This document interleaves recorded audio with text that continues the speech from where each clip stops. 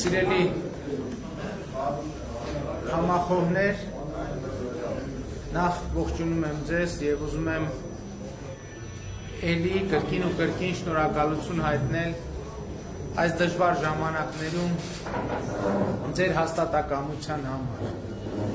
Ես ուզում եմ ընդգծել, որ դուք վերջին 7 ամիսներին Հայաստանի քաղաքական իրադրության տեսակետից շատ վճռական դերակատարում եք ունեցել։ Ուզում եմ հիշեցնել, շատերը լավ չեն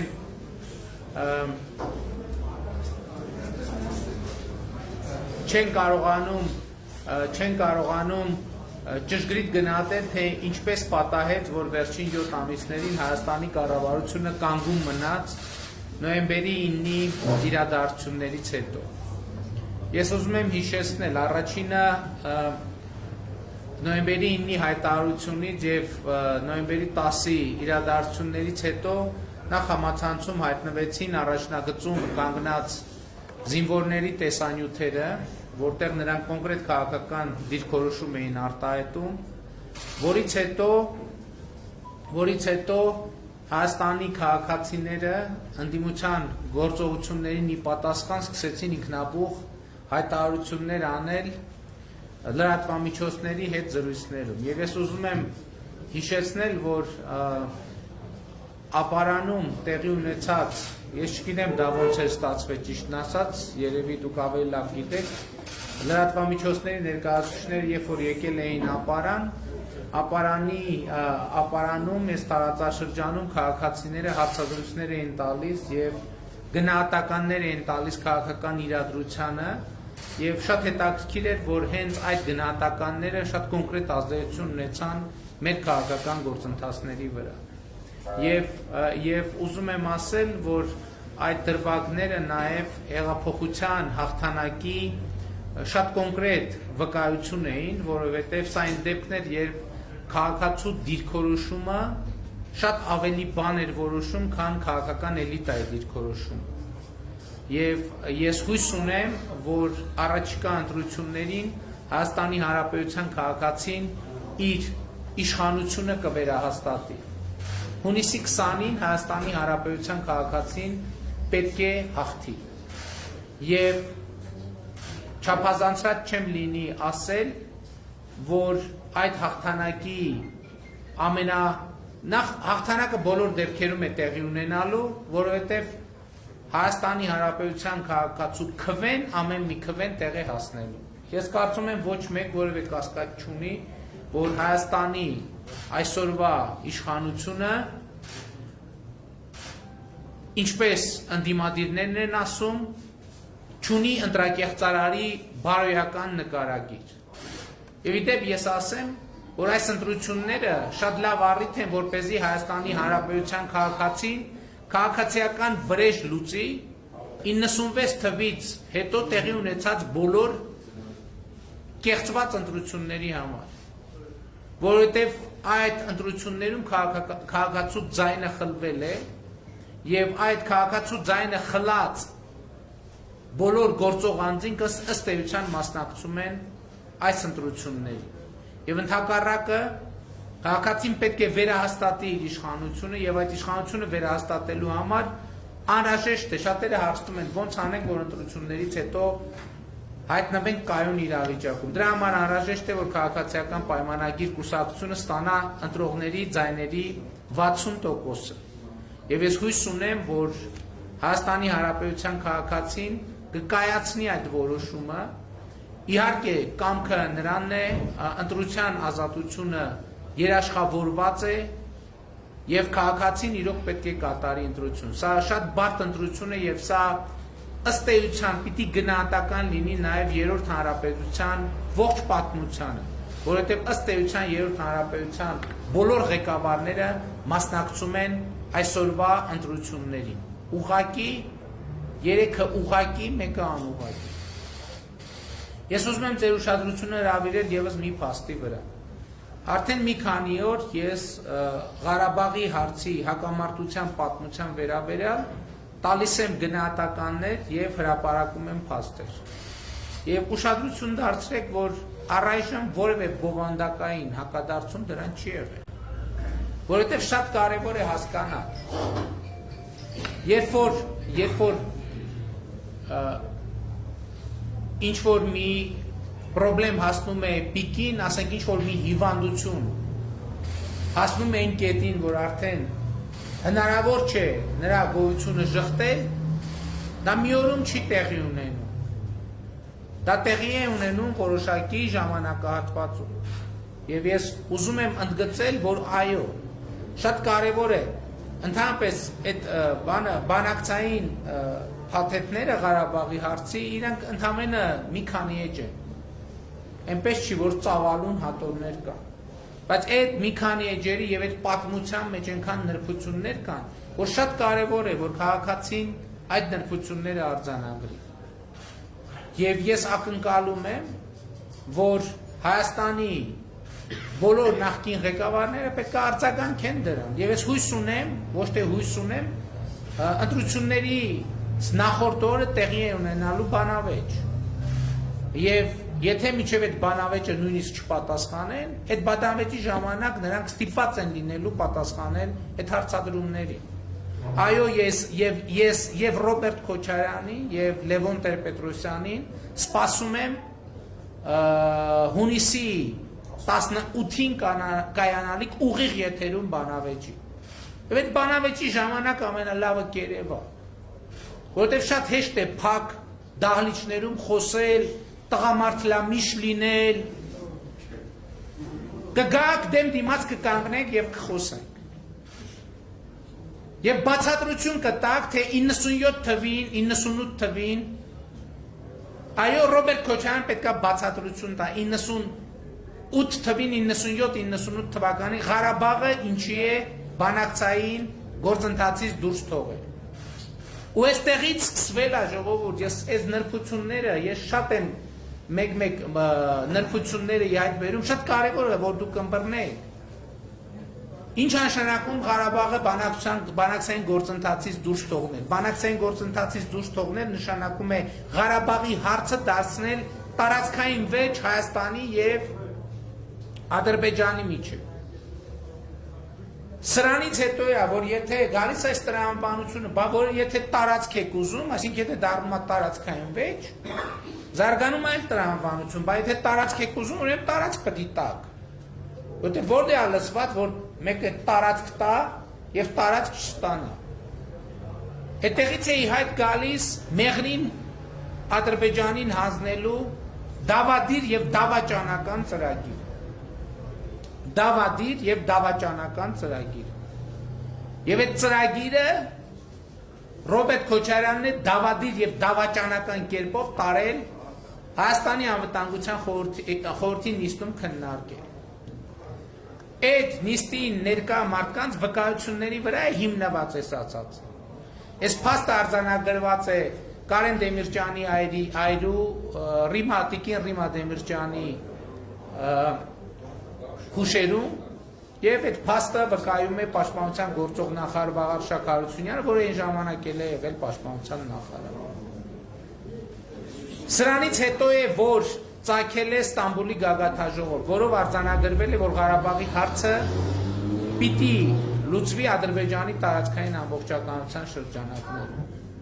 Սրանից հետո է ձևավորվել Մադրիդյան սկզբունքները, որոնց հետագա զարգացումը բերել է 2020 թվականի իրադարձություններից։ Այս ամեն ինչին կետ առ կետ պետք է տրվեն պատասխաններ։ Եվ ժողովուրդը պետք է արձանագրի ճշմարտությունը եւ ժողովուրդը պետք է այդ ճշմարտությանը տա կոնկրետ գնահատական։ Եվ այո, ամենևին պատահական չէ, որևէ, հիմա կարծում եմ որևէ մեկի համար գաղտնիք չի, որ նաև Ադրբեջանի վերջին շրջանի գործողություններ նպատակ ունեն ազդել նաև Հայաստանի ընտրական պրոցեսների վրա։ Այսինքն Ադրբեջանը իր սադրիչ գործողություններով փորձում է այնպես անել, որ ընտրությունները ունենան որոշակի կոնկրետ արդյունք։ Հիմա նրանք այս ընթացքում անդադար ասում էին, թե Հայաստանի կառավարության եւ Ադրբեջանի կառավարության միջև թաքուն գաղտնի պայմանավորվածություններ կան։ Եթե թաքուն գաղտնի պայմանավորվածություն լինեին, ընդհակառակը ամեն ինչ կարվեր, որ նախընտրական այս շրջանը լիներ հանդարտ, հանգիստ, որպեսզի հետագայում այդ պայմանավորվածությունները կյանքի կոչվեին։ Բայց տեղի է ունենում հակառակը։ Ամեն ինչ արվում է գործող կառավարությանը ընտրությունների ընթացքում խանգարելու համար։ Հետևաբար սա ինքնին հերքում է, որ կարող է լինել որևէ դավադրություն ժողովրդի թիկունքում գործող կառավարության կողմից եւ ամրապնդում է, որ այն վարկածը, որ եթե կա ինչ-որ կուլիսային պայմանավորվածություն, այդ կուլիսային պայմանավորվածության հայաստանյան սուբյեկտը ամենևին էլ գործող կառավարությունը չէ։ Եվ դա կարող է լինել, եթե այդպիսի հնարավորություն կա, կարող են լինել այն սուբյեկտները, ովքեր Ղարաբաղը դուրս են թողել բանակցային գործընթացից, ովքեր Մեղրիի փոխանակման հարց են բերել հայաստանյան քաղաքական օրակարգ, եւ ովքեր 1999 թվականի Եվրոպայում անվտանգության Ստամբուլյան խարտիայով ըստ էության ամրագրել են Ադրբեջանի տարածքային ամբողջականությամբ Լեռնային Ղարաբաղի հարցը լուծելու բանաձևը։ Հաջորդ խնդիրը մեր սահմանային անվտանգության վերաբերյալ։ Մենք ասել ենք, որ մեզ համար իհարկե Ռուսաստանի Դաշնության մեր ռազմավարական գործընկերոջ առաջարկները սահմանային իրադրության հանգուցալուծման վերաբերյալ ընդունելի են եւ այդ մասին նաեւ երեք փոխվարչապետ մեր Գրիգորյանը հարցազրույց է տվել։ Մենք կարծում ենք, որ այդ առաջարկները ընդունելի են եւ կոնկրետ առաջարկներ ենք տվել ինչպես գործնականում իրականացնել այդ առաջարկությունները։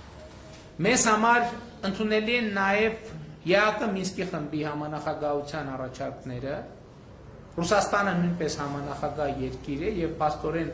այդ առաջարկությունների վերաբերյալ կա կոնսենսուս, հարցը վերաբերվում է նրան, որ մենք առաջարկում ենք կամ ԵԱԿ Մինսկի խմբի համանախագահները առաջարկում են, որ եւ Հայաստանի եւ Ադրբեջանի զորքերը հայելային սահմանային գծից դուրս բերվեն եւ բերվեն մշտական տեղակայման վայրեր, որպեսզի արդեն որից հետո միջազգային հովանու ներքո սկսվի Հայաստանի սահմանների սահմանագծման աշխատանքը։ Ժողովուրդ ջան, սահմանների սահմանագծման պրոցեսի նկատմամբ ուզում են վախ ներշնչել մեր հանրությանը։ Ամենևին կարիք չկա դրանից վախենալ, որովհետև դա անկախ պետության համար անխուսափելի պրոցես է։ Ցանկացած անկախ պետություն ինչ որ պահի պետքա գա եւ հանգի սահմանագծման եւ սահմանազատման աշխատանքների։ Եվ այո, ես սահմանագծումը եւ սահմանազատումը համեմատում եմ Պարիսպի հետ, դա պետության մեր ամրոցի շուրջ պարիսպ կառուցելու գործընթացին է նմանվում եւ ավելի ճիշտ համարժեքն է 21-րդ դարում այդ գործընթացի։ Կոմունիկացիաների բացումով են շատ վախեցնում։ Մեզ անհրաժեշտ են ճանապարհներ, որպեսզի ճանապարհ, ուղղակի ճանապարհ։ Հիմա օրինակ ասենք մեր ճանապարհը Իրանից դեպի Վրաստան բաց է եւ աշխատում է։ Այդ ճանապարհով ինչքան շատ բեռնատար է գալիս, այնքան ավելի շատ եկամուտներ է ունենում Հայաստանի Հանրապետությունը։ Սկսած ապարանից, ինչքան շատ մեքենա է անցնում, այնքան ավելի տնտեսական ակտիվությունը աշխուժանում է։ Այդ մեքենան նշանակում է բենզակայանից բենզին։ Այդ մեքենան նշանակում է խանութից առևտուր։ Այդ մեքենան նշանակում է հյուրատան հաճախորդ։ Այդ մեքենան նշանակում է ռեստորանի, ճաշարանի հաճախորդ։ Այդ մեքենան նշանակում է աշխատատեղ, ավտոմեքենայի սպասարկման կետ։ Այո, խնդիր է արդյոք, որ օրինակ այդ ճանապարհներով անցնեն այլազգիներ եւ օրինակ ադրբեջանցիներ։ Դուք գիտեք, որ Իրանի Իսլամական Հանրապետության հյուսիսում եւ Վրաստանի հայ-վրացական սահմանին ապրում են ադրբեջանցիներ։ Եվ այսօր էլ ինչքան էլ մենք դա չենք բարձրաձայնում, բազմաթիվ ադրբեջանցիներ Հայաստանի եւ այդպես է եղել վերջին 30 տարում անընդհատ։ Միշտ է եղել Վրաստանից, Սադախլոյի կողմից, Իրանի Իսլամական Հանրապետության հյուսիսից, այսինքն դա կա, դա տեղի է ունենում, բայց այսօրվա մեր գործընթացում առայժմ դեռ ավտոճանապարհների հետ կապված հստակություն եւ տեսակետների մոտարկում անգամ չկա։ Դա ապագայի հարց է։ Առաջին փուլում մենք կարևորում ենք երկաթուղիները։ Եվ խոսքը խորհրդային միության ժամանակ գոյություն ունեցած երկաթուղիները վերաբացելու մասին է, վերաբացելու մասին է։ Ընդ որում, այդ երկաթուղիները, երկաթուղին հունիսի 11 ներողություն, հունվարի 11-ի մեր հայտարարության մեջ նշված է, թե ինչպես պետք է այդ հաղորդակցությունը տեղի ունենա։ Այսինքն այսօր ինչպես միջազգային տրանսպորտային շարժն է տեղի ունենում, այդ տրանսպորտային շարժին համապատասխան կանոններով ԱՊՀ վավերացված համաձայնագրերի շրջանակներում պետք է կազմակերպվի այդ գործը։ Այստեղ մի նրբություն կա, ասենք ինչպես մի նրբություն կա, որ եւ Հայաստանը եւ Ադրբեջանը ԱՊՀ մի շարք համաձայնագրերում ունեն հատուկ կարծիքներ, վերապահումներ եւ կա տարբերակ, որ այդ վերապահումները ուղղակի հետ կանչվեն, եթե համաձայնություն կայանա, որպեսզի միջազգային ԱՊՀ կանոններով բեռնափոխադրումներ տեղի ունենան։ Հաջորդ խնդիրը գերիների վերադարձի խնդիրն է։ Դուք տեսնում եք, որ գիտեք, վերջին շատ երկար տարիներում առաջին անգամ մենք ունենք պատշաճ միջազգային արձագանք մեր սահմանային իրադրության եւ գերիների հարցի հետ կապված։ Այսօր միջազգային հանրությունը ըստ էության հստակ արձանագրել է գերիների վերադարձի անհրաժեշտությունը եւ դա ամենալայն միջազգային արձագանք է ստացել եւ ես համարում եմ, որ գերիների վերադարձի հարցը ժամանակի հարց է։ Գերիների հարցն են օգտագործում Հայաստանի ներքաղաքական սրացումներ ապահովելու համար։ Դա օգտագործում են մեր ներսում բախումներ հրահրելու համար եւ փառք Աստծո, որ մենք դա հասկանում ենք, ինչքան էլ դժվար է, մենք դա հասկանում ենք եւ պիտի թույլ չտանք, որ Ադրբեջանը այդ գործոնը մեր ներքաղաքական իրադրության հարցերում օգտագործի։ Հաջորդ խնդիրը ես ուզում եմ անդրադառնալ գյուղատնտեսությանը, որ նաեւ տարածաշրջանի հետ կապված խնդիր կա։ Դուք գիտեք, որ այս տարվանից արդեն ընդլայնված կերպով մեկնարկել է, գործարկվել է գյուղատնտեսության ապահովագրության ծրագիրը եւ այս տարվանից նաեւ ցորեն, գարի, կարտոֆիլ եւ վարսակ ապահովագրություն է իրականացվում ընդ որում այդ ապահովագրության մի մասը վճարում է կառավարությանը եւ մի մասն է միայն վճարում գյուղացին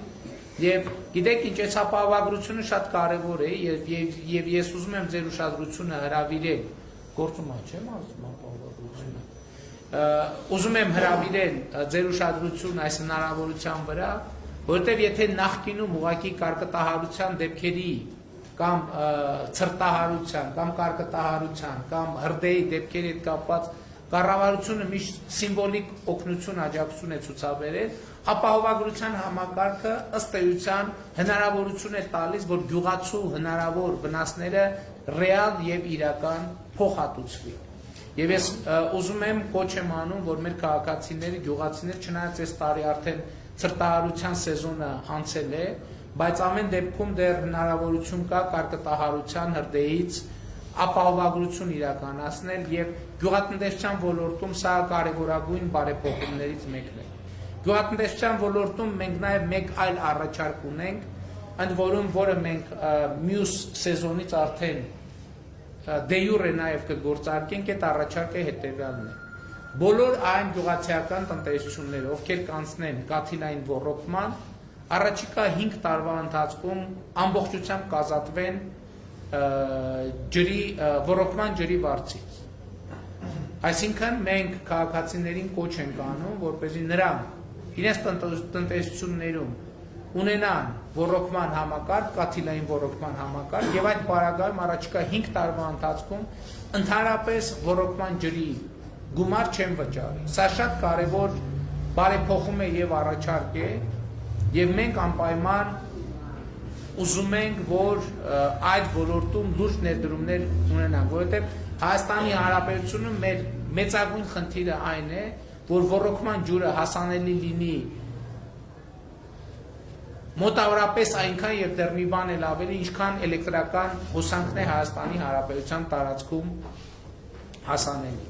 Ես ուզում եմ ձեր ուշադրությունը հրավիրել նաև այն հարցի վրա, որ մենք այսօր գյուղատնտեսության ոլորտում մի շարք կարևոր ծրագրեր ենք իրականացնում։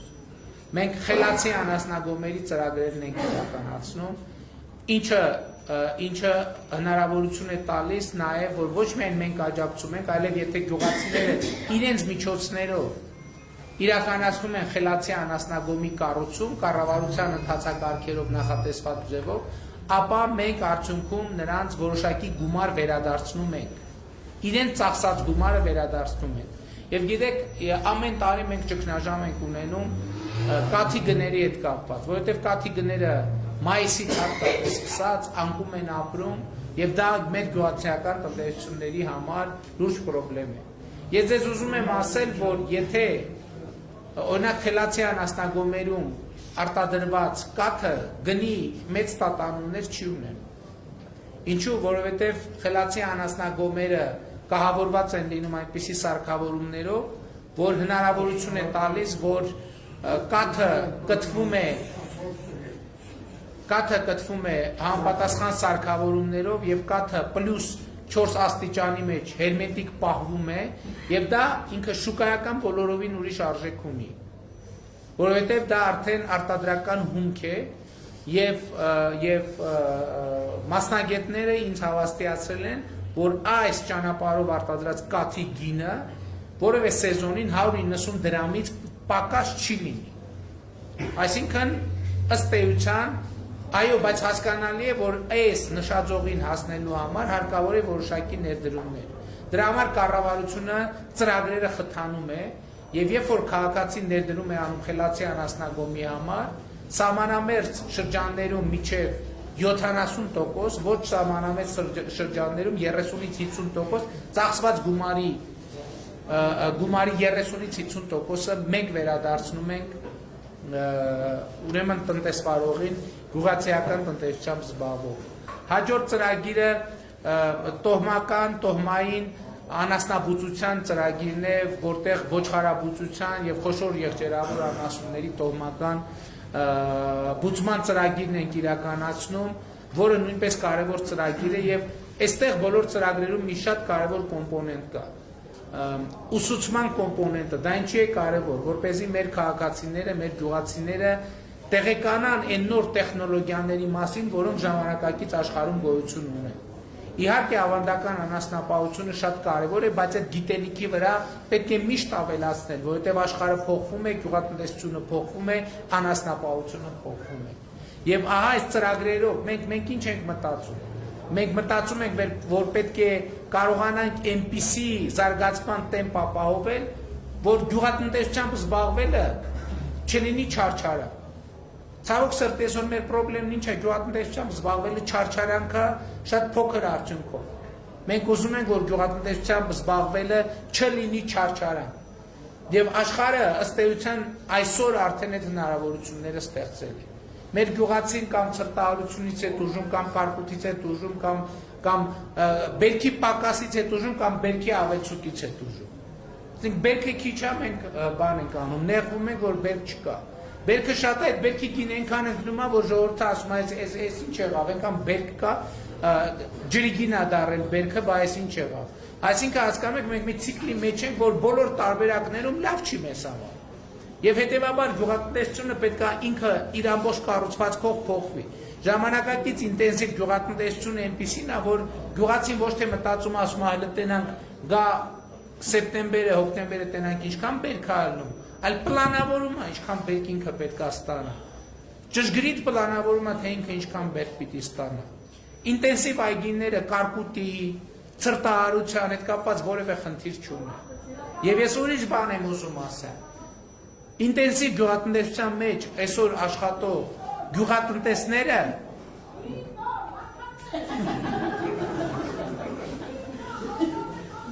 այսօր Հայաստանում տեսեք,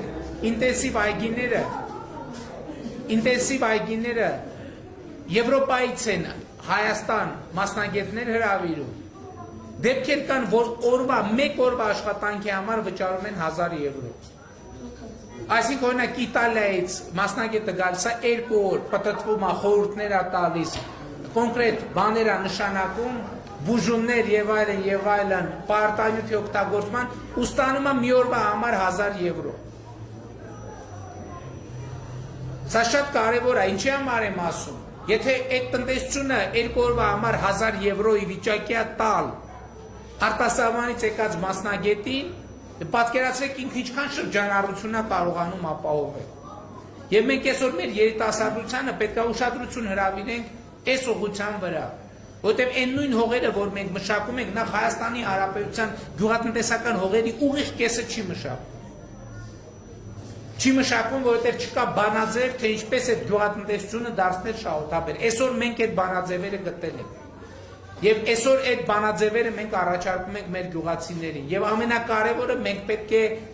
առաջինը մենք պետք է պայմանավորվածություն ունենանք, որ մենք գնում ենք այդ ճանապարհով։ Այդ կառավարությունը ամեն ինչով պետք է աջակցի, որպեսզի գյուղատնտեսությունը որակական փոփոխություն ունենա։ Հենց էսա, ոռոգման ջրից սկսած։ Բայց այս արձանագրումը շատ կարևոր է, որ տեսեք, մենք ոռոգման ժողովուրդ այսօր Հայաստանում գիտեք ինչ խնդրեմ կա գյուղատնտեսության մեջ։ Գիտեք կան գերնորմատիվային հողեր եւ այլն եւ այդպես շարունակ։ Այսօր Հայաստանի Հանրապետությունում բազմաթիվ տեղեր կան, որ մենք գիտեք, որ պետությունը ոռոգման ջրի գնի մի մասը սուբսիդավորում է։ Ըստ էության գյուղացին այսօր 11 դրամով են իբր հաշվում։ Ինչ եմ ասում իբր, որովհետև ոչ միտեղ լիտրով չի հաշվում։ Հաշվում է տարածքով։ Որից 11 դրամ էլ կառավարությունը ֆինանսավորում, այսինքն իրական գինը 22 դրամ է, որի կեսը կառավարությունը սուբսիդավորում է։ Դա միայն ինքնահոսին, հա։ Այնտեղ որտեղ մեխանիկական եղանակով են ավելի շատ։ Պետության մասնաբաժին։ Այսօր մեր գյուղատնտեսության ֆունդամենտալ խնդիրներից մեկն է սա։ Մենք հողատարածքներ ունենք, որ 1 միլիոն դրամի ջուր ենք օգտագործում, որպեսզի 300,000 դրամի պամիդոր աճացնենք։ Հասկանում եք, այս պայմաններում չի կարող գյուղատնտեսությունը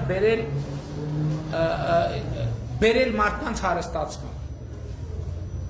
Մենք եթե 1 միլիոն դրամի ջուր ենք օգտագործում, ուրեմն առնվազն պետք է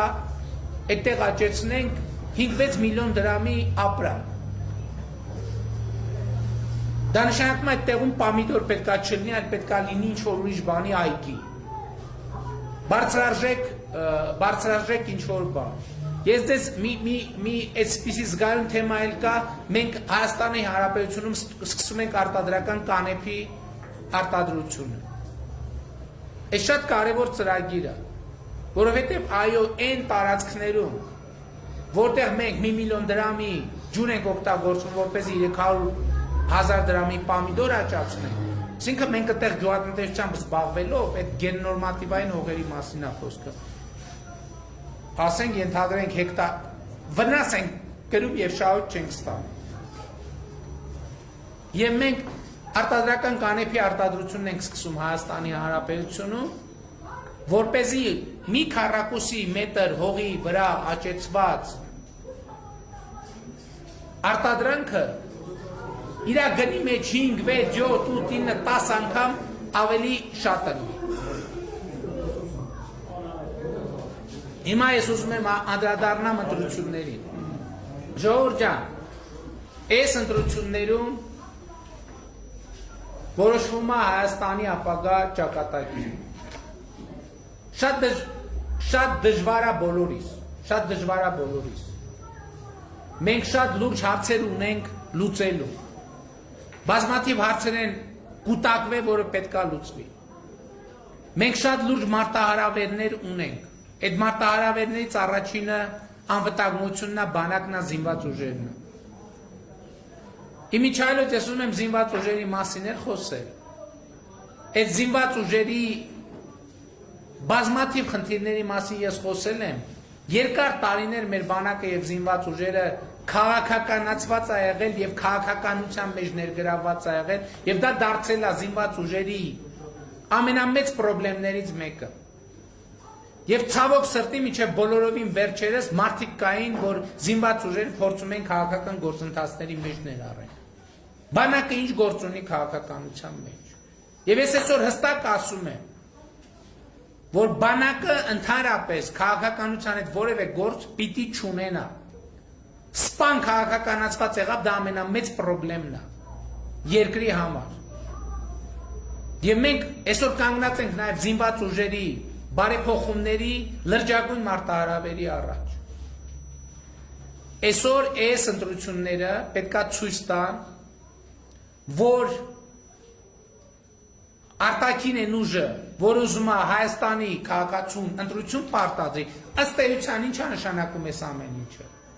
Այս ամեն ինչը նշանակում է, որ Ադրբեջանը ըստ էության Հայաստանի քաղաքացիներին ուզում է պարտադրի որոշակի ընտրություն։ Այսինքն քաղաքացիներին ուղղորդում է, թե ում ընտրել եւ ում չընտրել։ Եվ այստեղ Հայաստանի քաղաքացին պետք է իր դիմադրողականությունը ցույց տա։ Մենք բոլորս պետք է կանգնենք եւ հստակ արձանագրենք, որ Հայաստանի Հանրապետությունում կա ապագա։ Ու այդ ապագան առաջին հերթին ժողովուրդն է, որը կանգնած է իր հողի վրա եւ ամուր կպած է իր հողին։ Այս վերջին սոցիոլոգիական հարցումներում մի հատ շատ կարևոր բան կար, 70% քաղաքացիների ասել էր չի էլ մտածել Հայաստանից այլ երկիր տեղափոխվելու ուղղությամբ։ Այդ 70% այդ քաղաքացիների, այս հողին կպած քաղաքացիները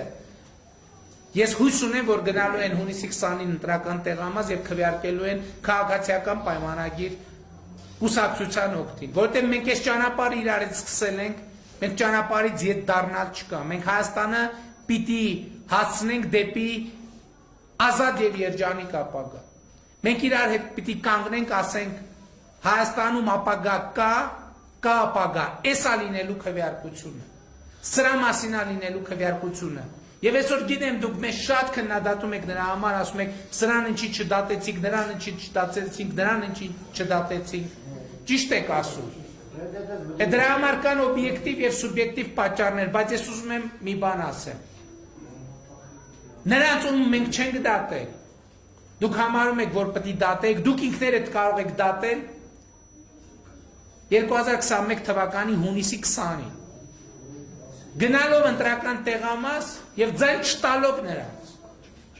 չտալով նրանց։ Եվ մեր մանդատը, որ մենք ստացել ենք 2019 թվականին, մեր մանդատը այս պատերազմի եւ պարտության հետևանքով այո թույլացել է ժողովուրդ։ Եվ մենք ուզում ենք, որ դուք այդ մանդատը ուժեղացնեք։ Եվ եթե ձեր ցանկությունը վերջ թավիշինն է, գնացեք եւ տվեք այդ լիազորությունը մեզ եւ մենք այո կանենք վերջ թավիշին։ Մենք խոստացել ենք ամիսներ առաջ, բայց չենք կարեցի անենք։ Ինչու, որովհետեւ մենք այս պատերազմի արդյունքում թուլացել ենք։ Որովհետեւ կասկածի տակ են դնում ժողովուրդը ի վերջո մեր հետ է, թե ժողովուրդը մեզ հետ չի։ Մենք միասնական ենք, թե միասնական չենք։ Հունիսի 29-ին եկեք գնանք ընտրական տեղամասեր եւ մենք ասենք, որ ժողովուրդը, կառավարությունը միասնական է եւ մենք հաստատուն քայլերով գնալու ենք դեպի ազատ եւ երջանիկ ապագա։ Մենք ասելու ենք ապագա կա ապագա։ Շնորհակալ եմ բոլորիցդ, սիրում եմ բոլորիդ, խոնարհվում եմ բոլորիդ։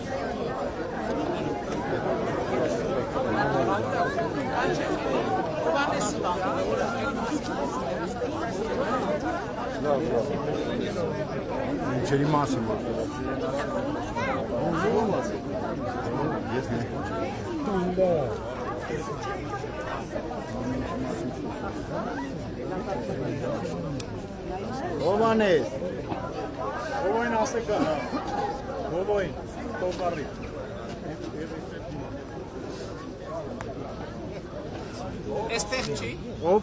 որ ջրի մասին հարց են բարձրացնում։ Չէ, բայց ջրօգտագործման ընկերության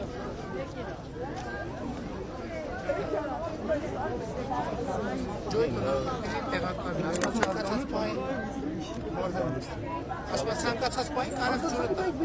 Լավ, անցած տարի չի, հիմա ջուր կարում եք տա։ Հիմա գնացեք տվեք ջուր։